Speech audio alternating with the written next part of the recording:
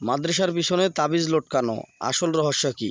আসসালামু আলাইকুম রহমতুল্লাহ বারকাতুহ। দর্শক শ্রোতা, আমাদের মাদ্রাসার পাশে আমরা আরও একটা মাদ্রাসার জন্য জায়গা ক্রয় করেছি, যেটা হবে মহিলা মাদ্রাসা। তো আপনাদেরকে এতক্ষণ যাবত জায়গাটা ঘোরাফেরা করে দেখলাম।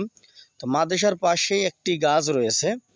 কে বা কারা ওই গাছের মধ্যে একটি তাবিজ লাগিয়ে চলে গেছে। হঠাৎ করে বাচ্চাগুলো দেখলো, ছাত্ররা রুম থেকে দেখা যাচ্ছে। তো দেখার পরে তারা আমাকে জানাইলো বিষয়টা, যে হুজুর কে বা কারা এখানে একটা তাবিজ দিয়েছে। তো আমরা আসলাম আরো হুজুর সহ। আসার পরে তাবিজটা খুললাম। খোলার পরে দেখি তাবিজটা কয়েকদিন আগে বাঁধা হয়েছে। তো এই তাবিজটা বৃষ্টির কারণে ভিজে গেছে, আবার প্লাস্টিক দিয়ে প্যাকেটিং করা। তো আমি নিয়ে যাচ্ছি তাবিজটা। নিয়ে যাওয়ার পরে এখন খুলে দেখবো আসলে তাবিজটা কিসের। যদিও আল্লাহ তাআলা পূর্ণাঙ্গ জ্ঞান দেয়নি, কিছুটা হলো তো দিয়েছে। আলহামদুলিল্লাহ, তাবিজটা দেখলেই বুঝতে পারবো, যে কিছুটা অন্তত আইডিয়া দিতে পারবো কিসের তাবিজ। তখন আমি তাবিজটা খুলতেছি। তো তাবিজটা খোলার পূর্বে মোটামুটি আমরা চেষ্টা করেছি তাবিজটা নষ্ট করে দেওয়ার জন্য, যেন তাবিজটাতে কোনো পার্শ্ব প্রতিক্রিয়া থাকলে আমাদের প্রতি যেন আক্রমণ না করে। আমরা চেষ্টা করেছি এবং পাশাপাশি স্প্রেও করেছি আমরা। তো দেখতে পাচ্ছেন মোটা সুতো দিয়ে কিন্তু একেবারেই বাঁধা হয়েছে, যাতে বাতাসে ছিঁড়ে না পড়ে। তো দেখি তাবিজটার ভিতরে কি রয়েছে। তো প্লাস্টিকটা আমি খুলতে চাচ্ছি, কিন্তু প্লাস্টিকটা খুলতে পারতেছি না, কারণ প্লাস্টিকটা খুব হার্ড করে লাগানো হয়েছে বা খুব শক্ত করে লাগানো হয়েছে, যার কারণে প্লাস্টিক খোলা যাচ্ছে না। সম্ভবত এটা কেটে দিতে হবে, এভাবে খোলা সম্ভব হচ্ছে না। আর বেশি টানাটানি করলে হতেও পারে যে ভিতরে যেহেতু কাগজটা ভিজা, দীর্ঘদিন বৃষ্টি হয়েছে, বৃষ্টির পানি ডুবেছে ভিতরে, এই জন্য হতে পারে কোনো সমস্যা। এই জন্য আমি কেটে দিচ্ছি এখন।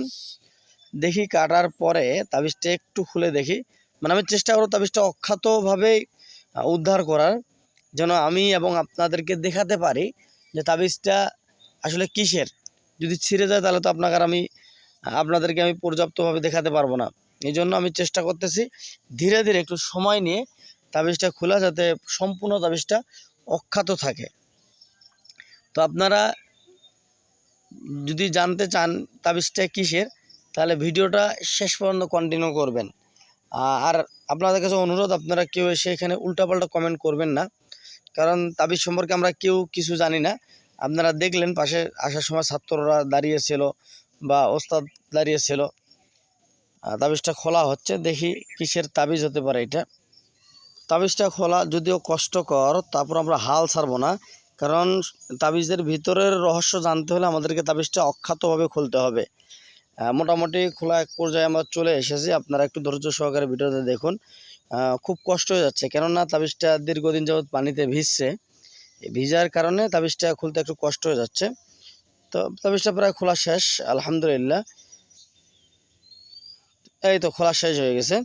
তাবিজটা দেখে মনে হচ্ছে এটা কোনো বশীকরণের তাবিজ হতে পারে। কোনো ছেলে কোনো মেয়ের জন্য করেছে, অথবা স্বামী স্ত্রীর জন্য করেছে, স্ত্রী স্বামীর জন্য করেছে, এই জন্য হতে পারে। তাবিজটা দেখে মনে হচ্ছে বশীকরণ। তো আমার প্রশ্ন হলো, ভাই তাবিজ হালাল কি হারাম এই বিষয়ে আমি কথা বলতে চাচ্ছি না। আমি যেটা বলতে চাচ্ছি সেটা হলো, আপনি তাবিজ করেছেন ভালো কথা। তাবিজ বাঁধার জন্য অনেক গাছ ছিল, অনেক গাছ রয়েছে, আপনাকে কেন মাঝিয়ার পিছনে মাঝিয়ার কাছে বাঁধতে হবে? এটা একটা প্রশ্ন